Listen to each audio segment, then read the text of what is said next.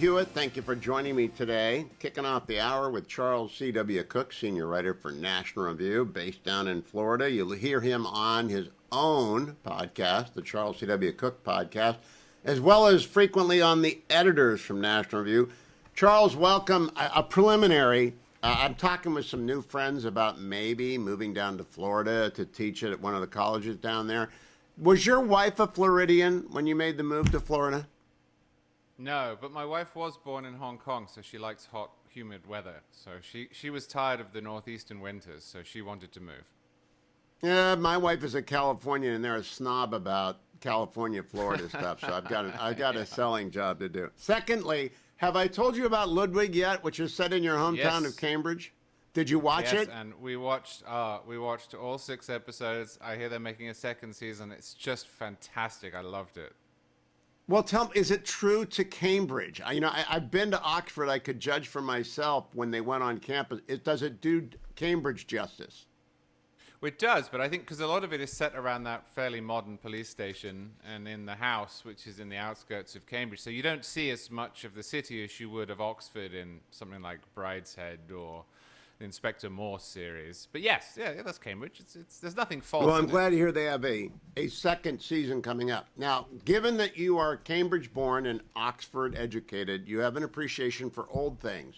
Are you upset by the renovations on the east wing of the White House, which will see a ballroom added to it? I am not. I worked there. I went to the East Room maybe twice in the time I was there. You go through the east wing occasionally, but what does Charles C.W. Cooke think about it?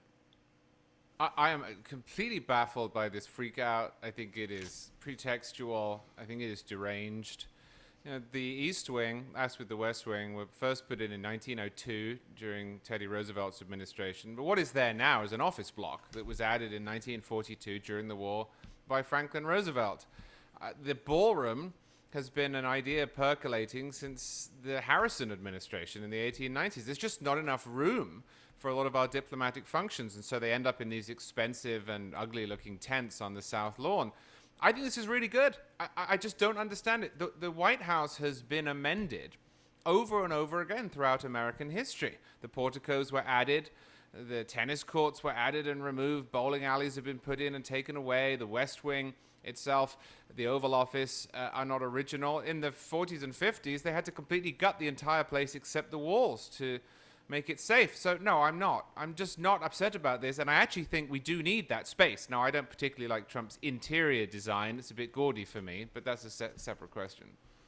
Everyone can always change the interiors. Every president gets to pick the interiors. They can do that if you don't like it. I'm not allowed to decorate even my office, so I'm not going to have an opinion on that. I now want to talk to you about, they are a little bit deranged about this, but not as deranged as Jen Psaki went yesterday, and I want to play for you the clip that I can play. It's an hour-long conversation on a podcast called the I've Had It podcast, hosted by Jennifer Welch and Angie Sullivan, which I was obliged to listen to for Fox today for an appearance. And this is one of the clips I can play. There aren't many I can play over an FCC-licensed station. Cut number 16. I think the little Manchurian candidate, J.D. Vance, wants to be president more than anything else. Yeah. I always wonder what's going on in the mind of his wife. Like, Agreed. Are you okay? Please blink 4 times. Yes. We'll come over here. We'll save you. All right, unpack that for me, Charles. That is spouses are normally not fair game. Children are never fair game. Usha has said nothing, done nothing. She's a Yaley and a Yale-trained lawyer and a clerk to the Chief Justice of the United States, as well as 2 circuit judges. She's exceptionally bright and accomplished, and she navigated the campaign with extraordinary dexterity. Why would Jen Psaki say something like that? They always do. I hate this. They did this to Ted Cruz. They do it to J.D. Vance. It's particularly ugly with J.D. Vance because the implication is always that he's a racist against his own wife and children and that they're somehow suffering. They cannot conceive of women being conservative. In my case, my wife is more conservative than me. If you remember in the 2024 election, the Democrats actually ran a commercial, propaganda spot showing women who the conceit were being bullied by their husbands into voting Republican and saying it's okay not to, as if they can't think for themselves. They do this all the time. It drives me crazy because what it does is it assumes the only possible state of mind for an American woman is to be left of center, and that's just not true. So I talked about this with Victor Davis Hanson today. I want your assessment as well. Is the left collapsing on itself? And I really do mean Mamdani's going to win in New York unless New Yorkers wake up. But on the other side, I think the rest of the country is getting full frontal leftism, and they don't like it. Well, I think intellectually it's collapsing, and I do think that it's interesting when you look at some of Trump's approval numbers that aren't good, you'll find that the Democrats are much, much worse. So it's not always the case that just because Trump might be underwater on something that the alternative is more attractive. It's usually not. I do think institutionally the left will regain power because our system is built for that. The way the midterms work tends to build a bouncing ball back and forth. But yeah, I mean, you could not legitimately say that the American left right now is a thoughtful, coherent institution. I mean, and today's two examples that you gave are good illustrations of that, right? They're absolutely devastated because there are renovations at the White House, and they're insisting that the vice president's wife secretly hates him and needs to use secret signals to get out of her marriage. That you don't do that when you have solid ideas. No, and there are leftists who are smart, like Ro Khanna. We don't agree with anything, but Ro is a Yale-trained lawyer, and he's very smart. Chris Coons may be the nicest guy in the Senate and is a very, very smart, again, Yale-trained lawyer from Delaware. They just don't put those people forward. I don't think they have traction with the center left of the party. You got to go off the edge to get anyone to pay attention to you. Yeah, well, here's another good example of it. I don't know if we're getting onto this, but it's this situation in Maine where they have to run against Susan Collins, Janet Mills, who's the governor in Maine, not my cup of tea, but obviously a fairly normal person. But instead, they're all rallying around and excusing the inexcusable for this guy, Graham Plattner, who just seems to be an absolute train wreck. And as you say, that's a habit at the moment. It's not that there aren't smart leftists. Of course there are.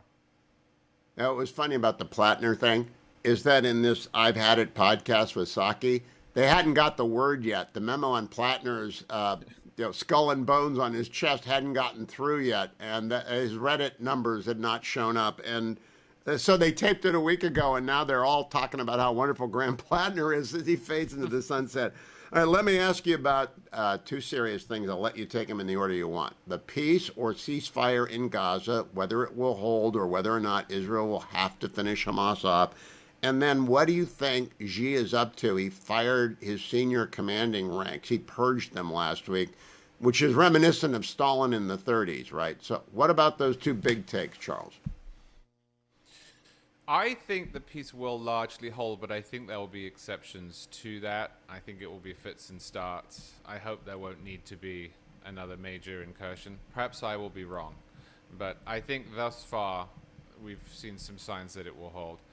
Xi scares me, to be perfectly honest with you. I'm told by people who know a great deal more about this area than I do that he is determined to become a great man in Chinese history, and his conception of Chinese history is that China has been embarrassed repeatedly by the United States and the West for 1,000 years. And when you combine that with these purges, presumably of people who don't share his vision or perhaps would say no or push back, I worry about what's going to happen in general and specifically with Taiwan.